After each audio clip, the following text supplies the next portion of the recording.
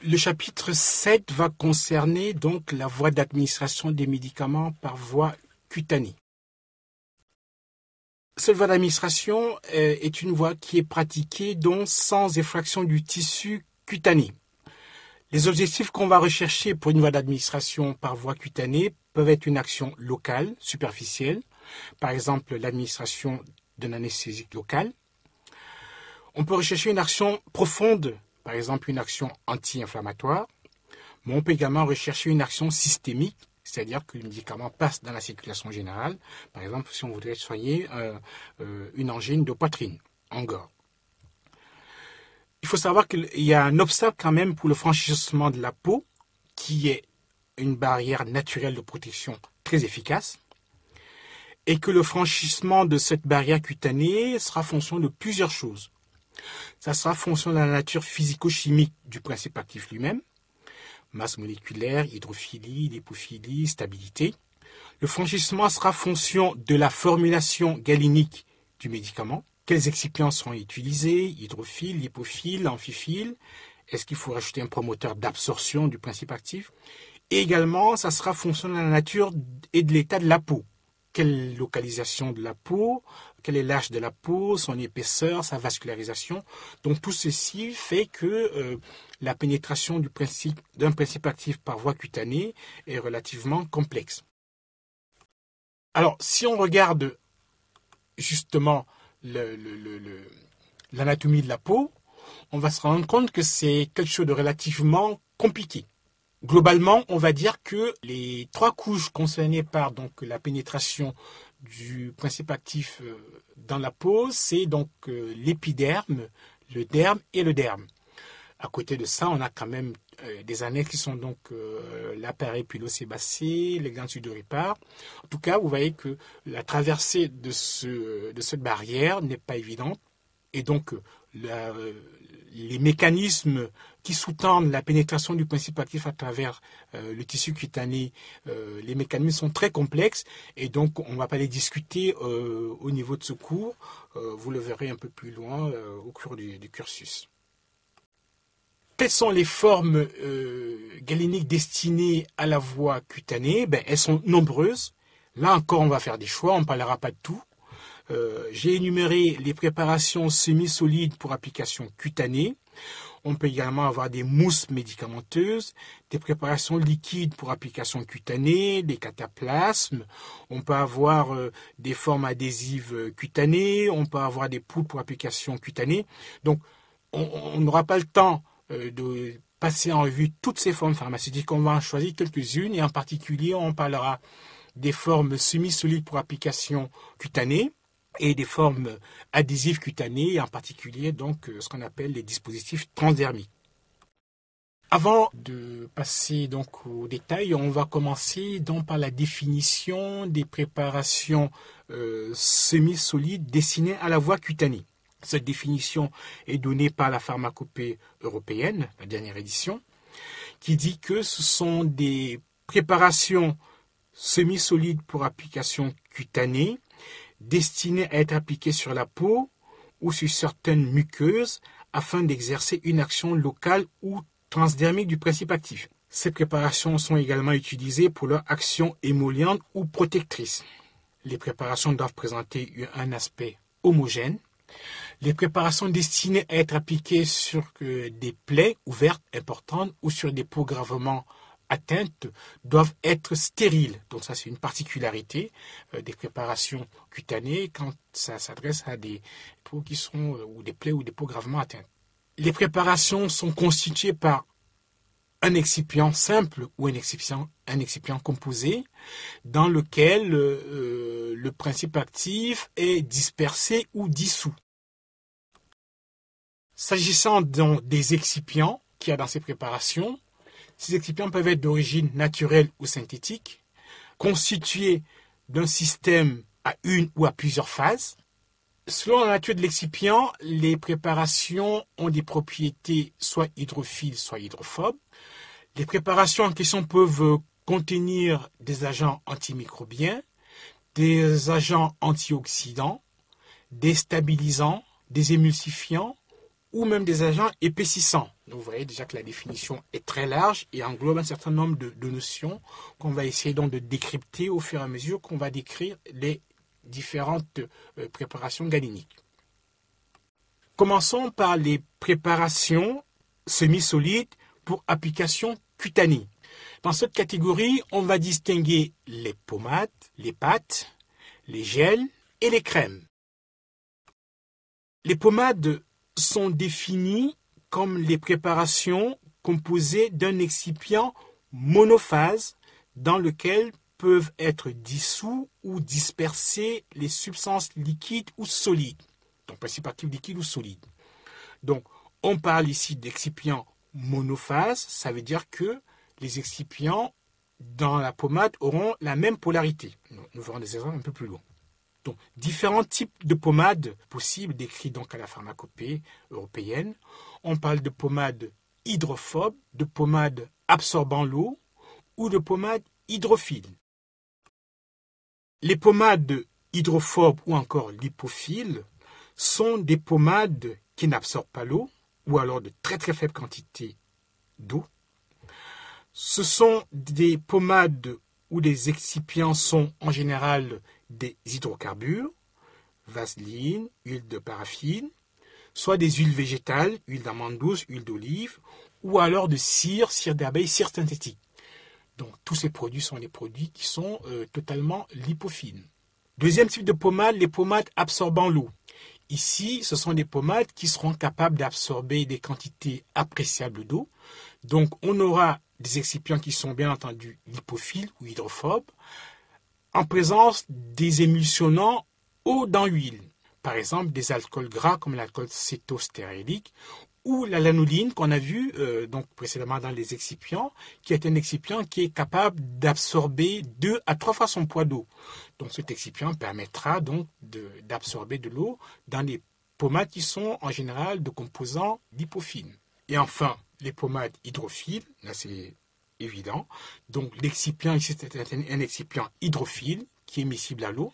Et en général, les excipients utilisés seront donc de la classe des macrogols, dont les PEG, de masse moléculaire élevée. Je vous ai mis là quelques exemples de formules de pommade, avec donc pommade hydrophobe, pommade absorbant l'eau. Donc pommade hydrophobe, exemple oxyde de zinc, huile de vaseline, vaseline. Vous voyez que les deux excipients sont de même polarité, donc c'est une phase homogène, donc c'est une pommade monophasique, avec donc des excipients tous lipophiles. Le deuxième exemple, je l'ai mis parce que c'est une pommade hydrophobe, mais qui contient un excipient donc, qui est la cire. Et donc, ce sont des préparations qui sont connues, qui sont utilisées telles quelles, ou qui sont des transporteurs de principes actifs, des excipients pour principes actifs. Donc, c'est le cérate gallien, qui est une préparation qui doit être connue de tout pharmacien qui se respecte. Donc, c'est une préparation à base de cire, qui contient de l'huile d'amande douce, de l'eau distillée de rose et de borate de sodium. Donc, c'est le cérat de Gallien. Et enfin, je vous ai mis en bas une pommade hydrophobe absorbant l'eau, qui contient donc du sulfate de cuivre, du sulfate de zinc et l'oxyde de zinc comme principe actif, de la lanoline, justement, pour absorber l'eau, et donc de la vaseline comme excipient lipophile. Et donc, l'eau purifiée servira à dissoudre le sulfate de cuivre et le sulfate de zinc, qu'on va ensuite incorporer dans la lanoline. Donc, voilà 3 exemples classiques de préparation de pommade. Deuxième catégorie de pommades, ce sont les pâtes. Alors, les pâtes sont des préparations très particulières. En fait, il s'agit de préparations semi-solides qui contiennent une forte proportion de poudre. Une poudre qui est finement divisée dans l'excipient. Donc, on peut distinguer 2 types de pâtes. Les pâtes dites lipophiles ou les pâtes hydrophobes. Dans ce cas, dans les pâtes hydrophobes, on a l'excipient monophasique qui est donc hydrophobe, dans lequel on aura dispersé une grande proportion de principes actifs solides.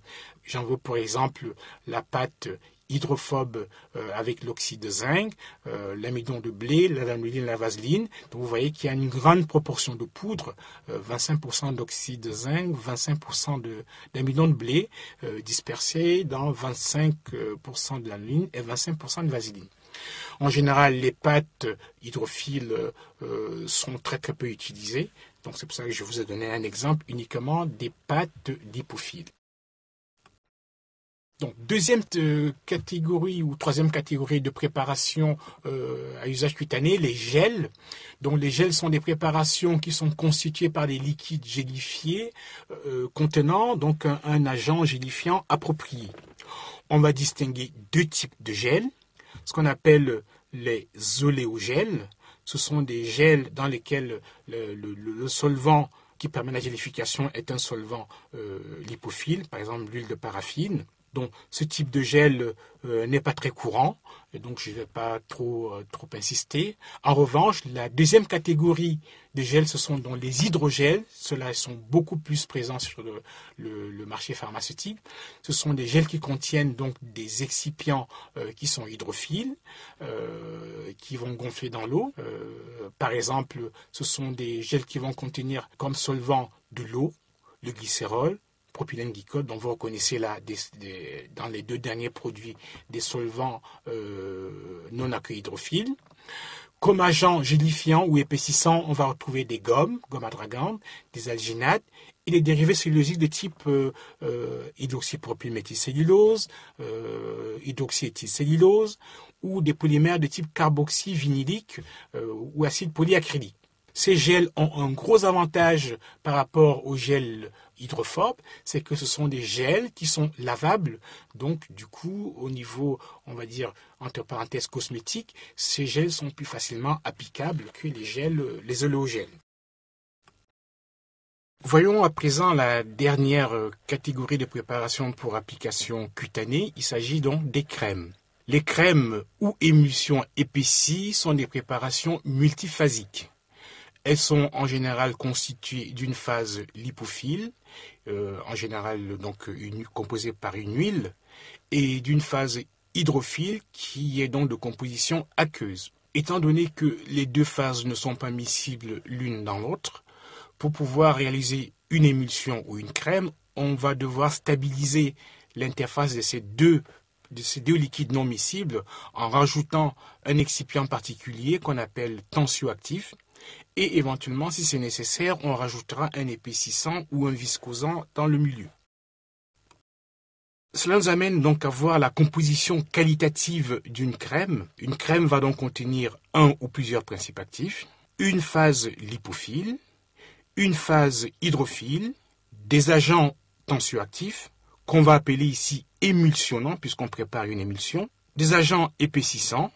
Il est possible de rajouter, quand c'est nécessaire, des agents conservateurs, éventuellement un agent antioxydant ou un agent antimicrobien. Et enfin, on peut rajouter des aromatisants ou des agents colorants. Si nous regardons la première partie de cette composition qualitative de la crème, on va donc voir qu'il y a une phase lipophile, une phase hydrophile et des agents tensioactifs qu'on appelle émulsionnants. Donc ceci nous ramène à penser que cette partie constitue une émulsion. Nous avions déjà vu à l'occasion des préparations par voie orale qu'il y avait des émulsions buvables. On a vu très rapidement pour les préparations injectables qu'on pouvait avoir des émulsions injectables. Donc nous allons voir ici donc un tout petit peu en détail les propriétés physico-chimiques d'une émulsion.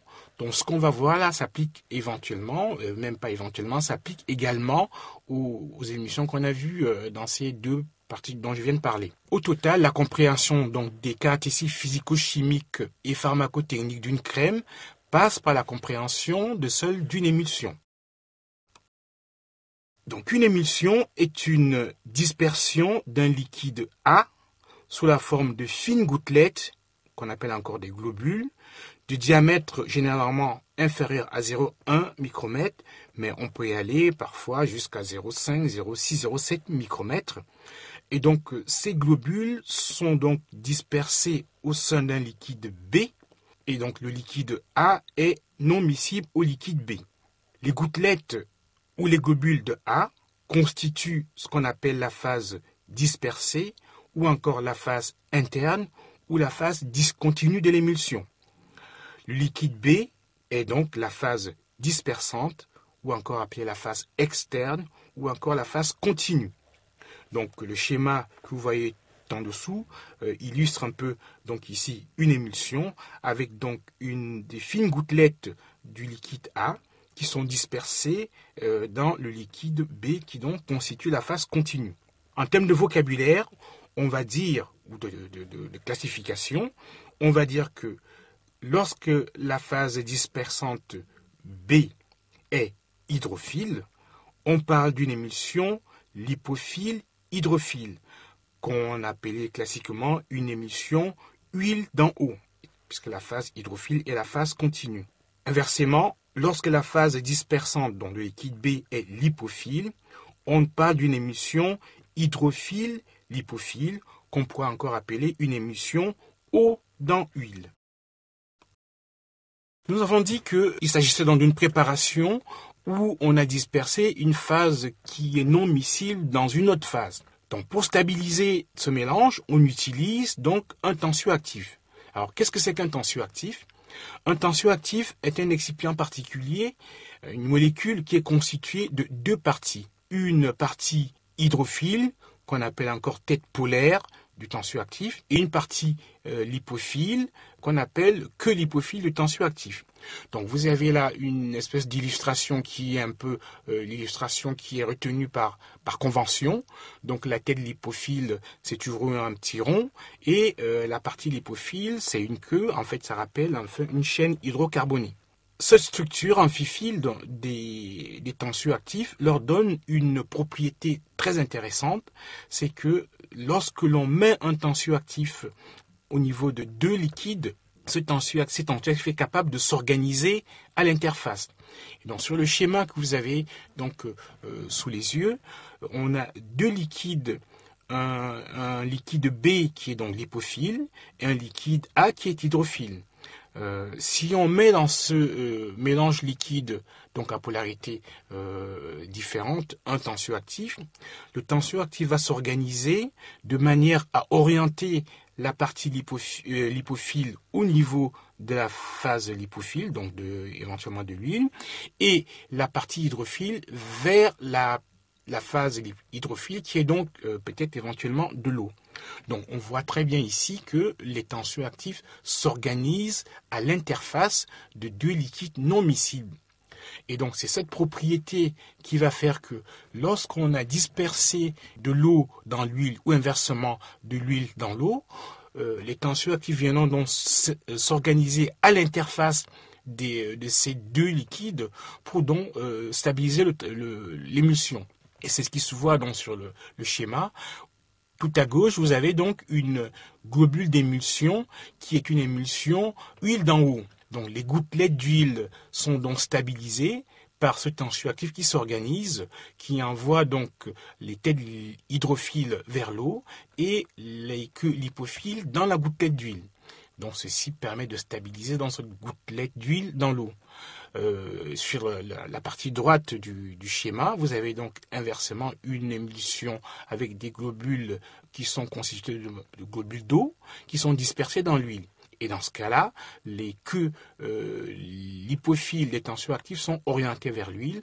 Et donc voilà le mécanisme par lequel les tensioactifs vont stabiliser les émulsions. Donc en résumé, le tensioactif va agir par un mécanisme au niveau de la tension interfaciale. Donc, les tensioactifs vont diminuer les tensions interfaciales entre, d'une part, la gouttelette d'huile dans l'eau et inversement, l'autre part dans la gouttelette d'eau dans l'huile. Ces tensioactifs ont des caractéristiques tout à fait particulières, des caractéristiques physiques qu'on appelle balance hydrophile-lipophile, qu'on appelle également en anglais HLB. Donc cette caractéristique indique pour chaque tensioactif l'importance de la partie hydrophile par rapport à la partie lipophile.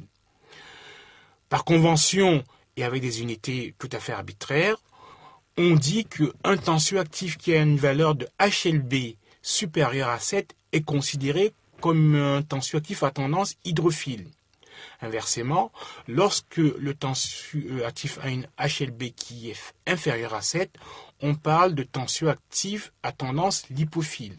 Concrètement, lorsqu'on a un tensioactif à HLB élevé, ce tensioactif aura tendance à se dissoudre ou à se mélanger à la phase hydrophile de l'émulsion. Et lorsqu'un tensioactif a un HLB qui est bas, il se mélangera ou se dissolvera plus facilement dans une phase lipophile de l'émulsion.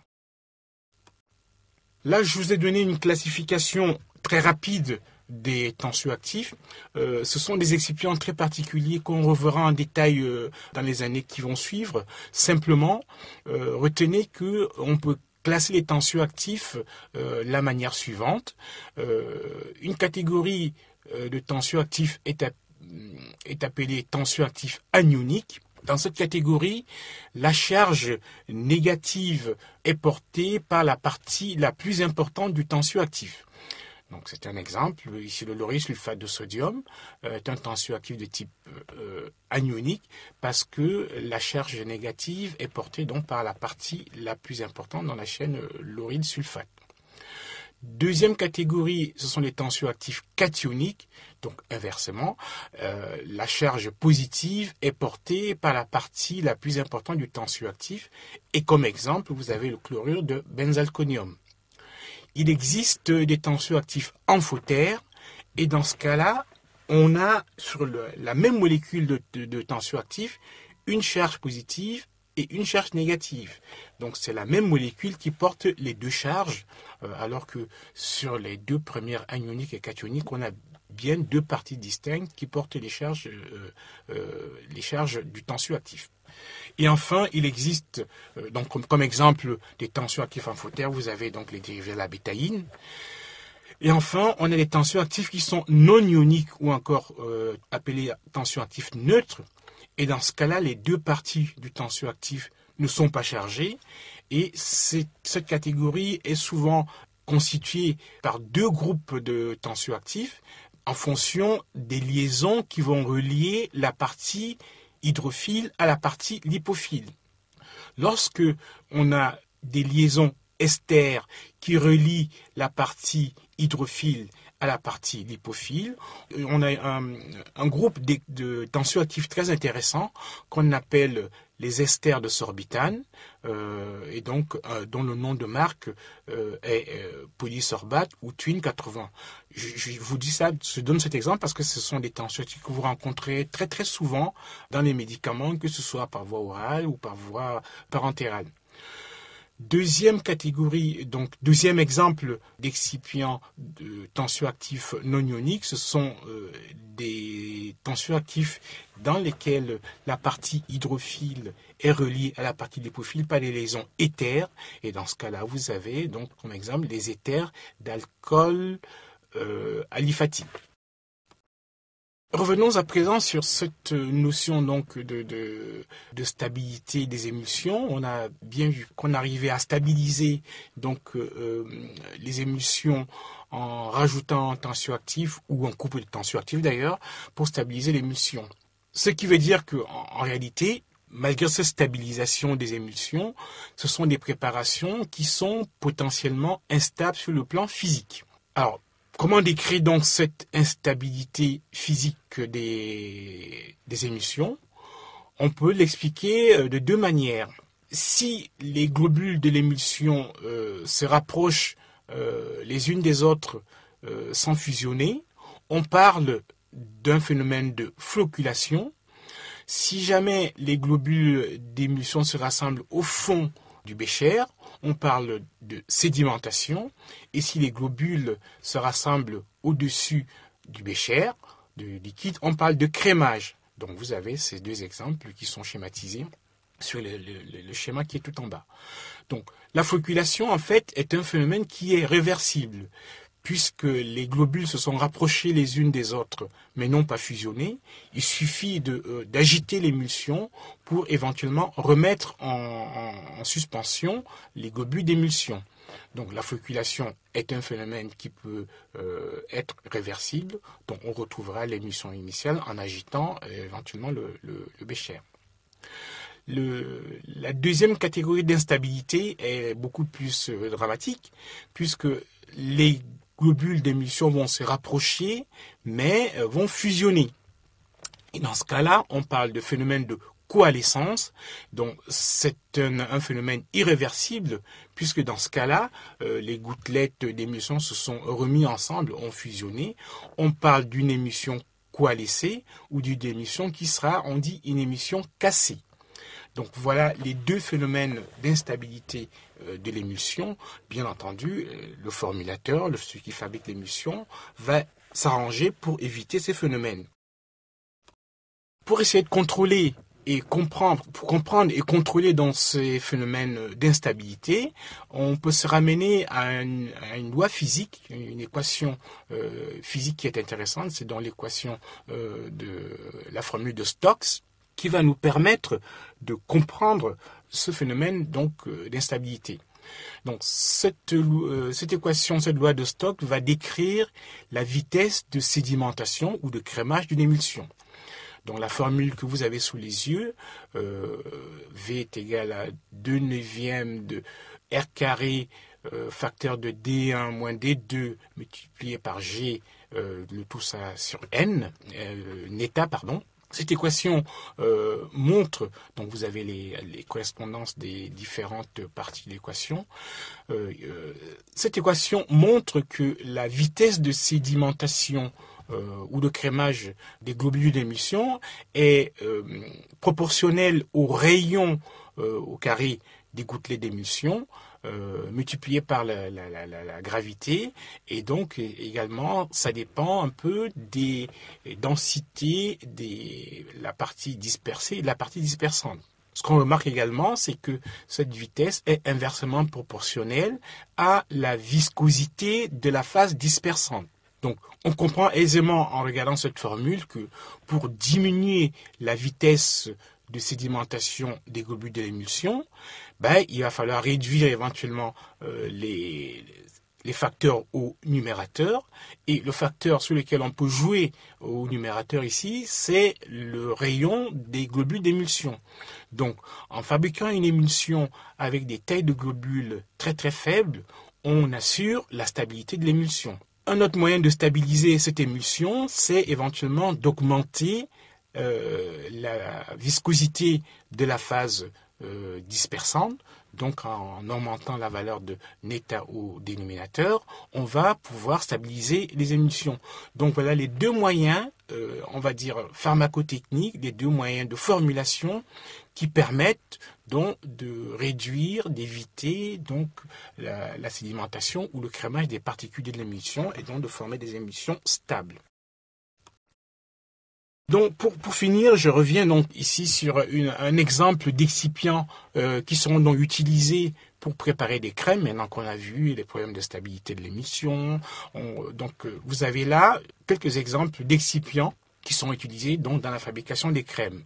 En termes d'excipients pour la phase hydrophile, bien entendu, en général, ça sera donc l'eau purifiée, l'excipient, on va dire majoritaire, mais on peut y rajouter des excipients hydrophiles non aqueux, mais hydrophiles, comme le glycérol, le propylène glycol ou les macrogols. Comme exemple d'excipient pour la phase lipophile, bien entendu, on peut utiliser des huiles minérales, donc paraffine liquide, des huiles végétales, huile d'arachide, huile d'olive, huile d'amande douce. Comme exemple d'excipient épaississant ou viscosant, on peut rajouter, si on voudrait épaissir une phase continue lipophile, des alcools gras, alcool cétylique, alcool cétostérélique. Si on voudrait épaissir éventuellement une émulsion à phase continue aqueuse, hydrophile, on peut rajouter des polymères hydrophiles comme l'acide polyacrylique ou l'hydroxypropylméthylcellulose par exemple. Comme tensioactif, donc je vous renvoie sur les exemples qu'on a vus précédemment, mais en général, on va préférer souvent des tensioactifs non chargés, tels que les tensioactifs de type polysorbate 80 qu'on a vu précédemment, ou des tensioactifs où la partie hydrophile est liée à la partie lipophile par les liaisons éthères. Et enfin, on peut rajouter des conservateurs. Donc, comme conservateur antioxydant, en général, c'est la vitamine E, le tocophérol, ou parfois la vitamine C. Et comme conservateur antimicrobien, vous retrouvez toujours cet exemple, donc les para-hydroxybenzoate de méthyle ou de propyle. Voyons à présent le mode de préparation des émulsions ou des crèmes. C'est un mode de préparation tout à fait logique, rationnel, qui va consister dans un premier temps à mélanger tous les excipients hydrophiles et le principe actif hydrophile, également les tensioactifs hydrophiles. Donc tout ça, ça sera fait dans un premier mélange qu'on va porter à une température de l'ordre de 50 à 70 degrés. Parallèlement, on va préparer dans un autre récipient un mélange contenant les excipients lipophiles, le principe actif, le tensioactif lipophile, donc ce sera la phase lipophile, et cette phase sera également portée à une température de 50 à 70 degrés. Une fois qu'on a préparé donc ces deux phases donc séparément, on va les additionner sous agitation en versant une phase dans l'autre, toujours maintenue à une température de entre 50 et 70 degrés. Donc ensuite on continue à agiter ces deux phases, donc l'émulsion se forme. On laisse refroidir tranquillement et ensuite on arrête l'agitation, on récupère les émulsions et on procède à des essais. Alors je vous ai mis sur le transparent ici un certain nombre d'essais. Je ne vais pas détailler ici, mais sachez que on peut mesurer la taille des globules de l'émulsion. Ça permet de savoir si on a des petites tailles, donc savoir si l'émulsion sera stable. On peut déterminer le sens de l'émulsion. C'est un essai important parce que si vous annoncez fabriquer des émulsions huile d'en haut, il faut vérifier bien que la phase continue de l'émulsion, c'est de l'eau, et inversement, si c'est une émulsion eau dans huile, il faudra le vérifier. Donc il y a des techniques pour mesurer le sens de l'émulsion. Vous verrez ça plus tard au cours de vos études. On peut également mesurer la viscosité de la préparation, c'est important, puisqu'on a vu que la stabilité pouvait également dépendre de la viscosité de la phase continue. Enfin, pour vérifier que l'émulsion fabriquée est stable, on va faire deux types de stabilité. On va soumettre l'émulsion à une élévation de température. En général, on va jusqu'à 50-70 degrés. On vérifie si l'émulsion résiste. On peut également centrifuger l'émulsion pour vérifier si les globules tombent au fond et éventuellement si on peut les remettre en suspension. Donc voilà les essais de stabilité de l'émulsion. Et enfin, parfois, on est amené, parfois, il faut toujours vérifier que le principe actif est au bon dosage dans la préparation. Donc on va procéder au dosage du principe actif. Les dispositifs transdermiques sont des préparations qui présentent des intérêts bien particuliers et très intéressants.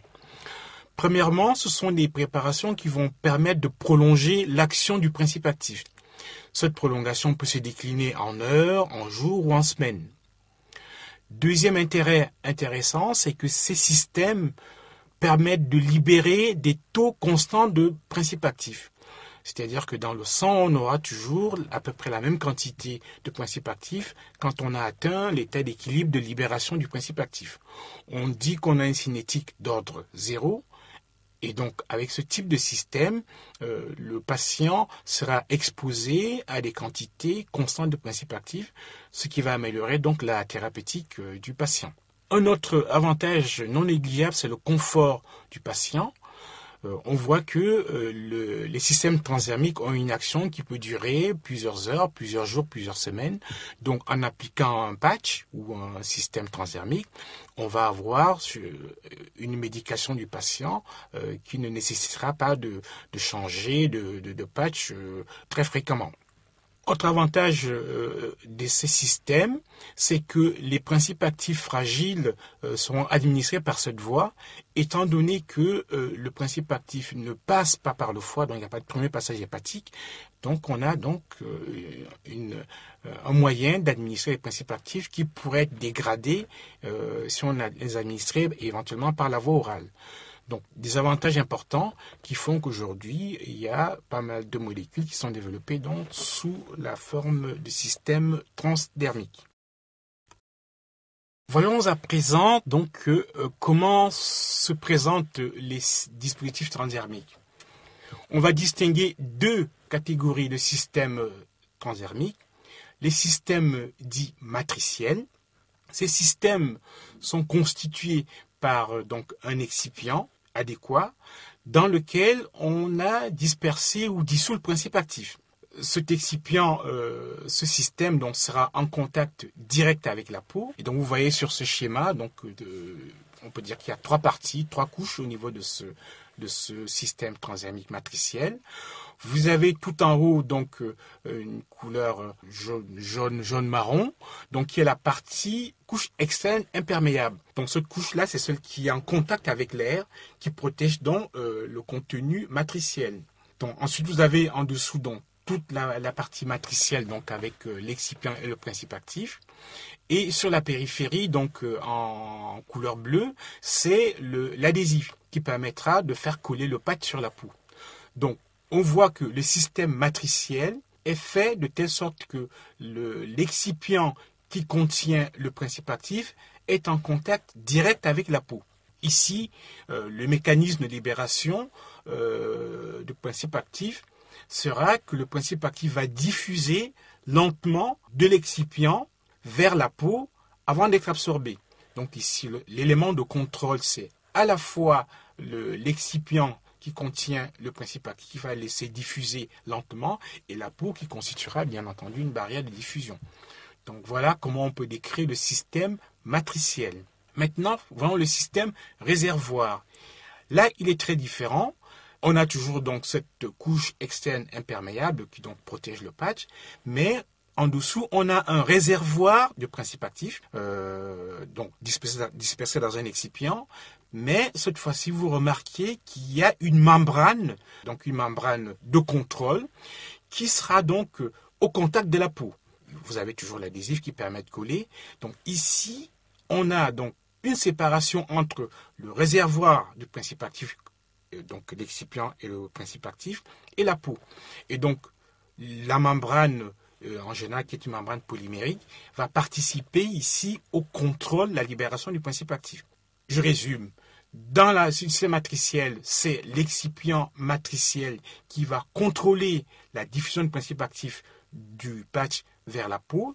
Dans le système réservoir, c'est la membrane polymérique, la membrane de polymère, qui va contrôler la sortie du principe actif, qui va donc passer cette membrane avant d'arriver au niveau de la peau. Donc voilà comment on peut décrire rapidement les deux systèmes utilisés pour les patchs.